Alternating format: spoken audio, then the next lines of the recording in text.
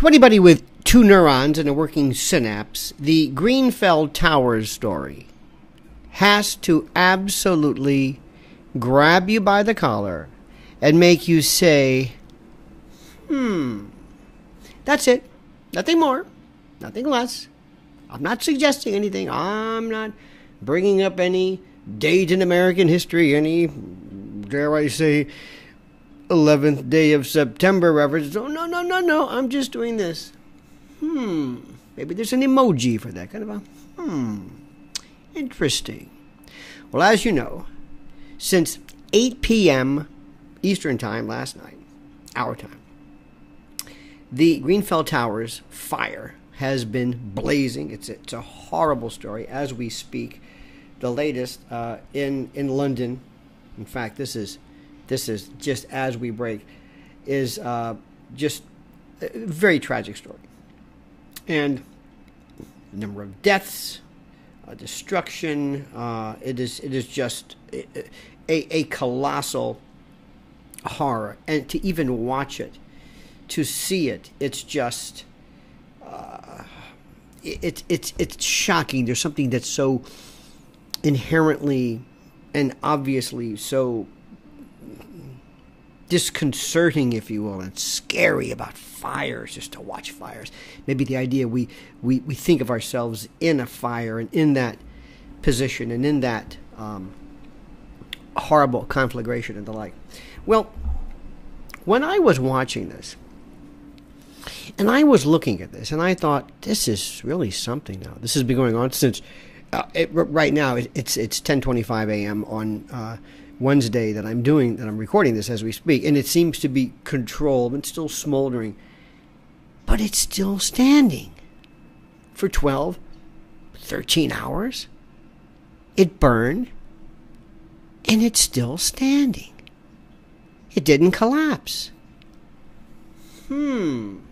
Now, why is that important? Well, as you know, without mentioning any particular dates, any particular events, any particular historic moments of fire history, we were told that when a building, steel structured or otherwise, is subjected to prolonged fire,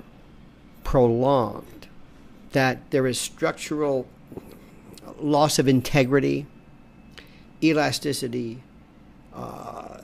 the giving and the kind of a molten-like looseness and the collapse of the buildings.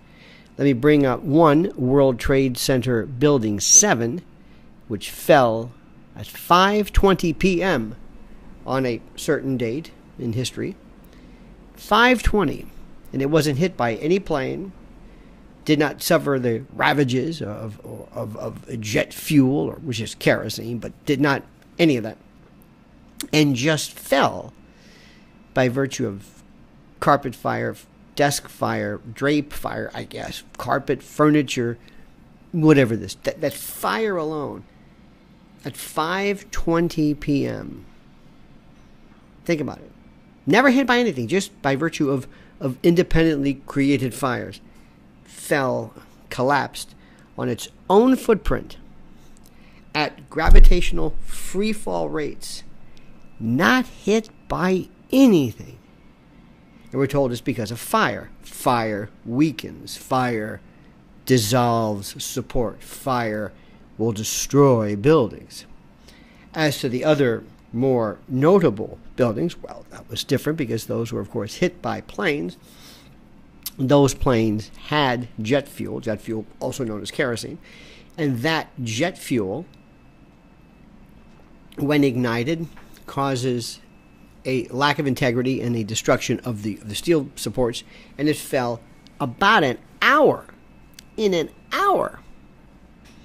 after the buildings were hit, also falling at free fall speed, no obstruction, no interference, in their own footprint because of fire. Fire in this particular case that was, as we know, accelerated by and exacerbated by, of course, jet fuel. Now, going through history, I was wondering, it's funny how this thing works, because there were a number of other fires that raged for longer periods of time where nothing happened. For example, in May of 1988, at the Interstate Bank building in Los Angeles, it destroyed 4 floors and damaged a 5th floor of a modern 62-story building. The fire burned for 4 hours, and the building did not collapse.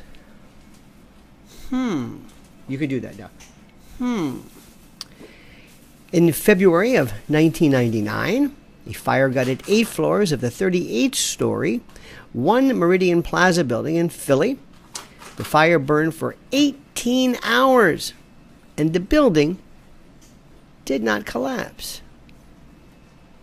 Then in October 2004, in Caracas, Venezuela, a fire in a 56-story office tower building burned for more than 17 hours, spread over 26 floors. 2 floors actually collapsed, but the underlying floors did not, and the building still remained standing. There was no collapse.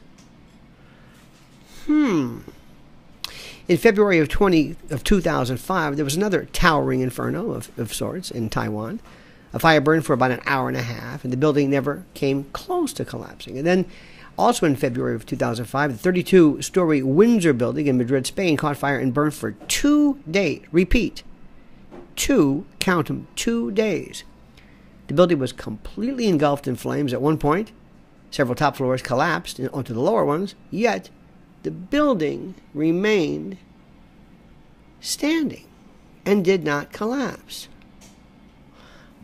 And then the still uncompleted Beijing Television Cultural Center contained the Mandarin Oriental Hotel. It caught fire on February 9th of 2009 due to uncontrolled use of fireworks at Chinese New Year. 140,000 tons of steel was used in this construction, and it burned for 5 hours, and it did not collapse. And then in November 2010, an apartment building in Shanghai caught fire, reportedly caused by welders, and 53 people died. It burned for more than 4 hours. The building did not collapse. And then on February 20th, 2015, a fire ripped through the Torch in Dubai, one of the tallest residential buildings in the world. And did the building collapse? You guessed it. No. Now, my friends, I am not a structural engineer. I'm not a physicist. I'm not a metallurgist. I'm not a chemist. I'm not an architect. I know nothing about give points away. I know nothing about that. Nothing. But I do know that those fires occurred and those buildings did not fall. And I do know that there was a bit of a transitory, kind of a fleeting reference to whether the building would collapse. And then they said later on, well, thank God it was built after 1974. I don't know what that means. But not one person in the mainstream media, not one person in the corporate bought and sold, sock puppet, echo chamber, cookie cutter, bumper sticker, playbook, repeater, not reporter, media, not one person will say anything about that. And this is what happened when Megyn Kelly started off by asking Alex Jones, are you a 9/11 conspiracy? No, I didn't bring up 9/11. I didn't say anything. I haven't, like I said, I'm just observing. I don't know anything about this. But she brought that up. She said that disparagingly. And you see what happens is, you and I merely ask questions. That's all it is. And isn't that interesting? And yet, I promise you, I guarantee you, bet the farm, bet the house, bet your life. Nobody is going to bring this up today. Nobody's going to mention this. Nobody's going to talk about this because, as you know, the mainstream media are part of this, you can call it deep state. I think that term's been overused now. But the ruling class, if you will, buffer. Their job is to act as a rodeo clown and to diffuse and redirect any interest, any curiosity, any natural questions. Believe me when I'm telling you this. There are news directors. I know this. There are news directors. There are people going around saying, don't make any reference to a certain day and some, shall we say, towers.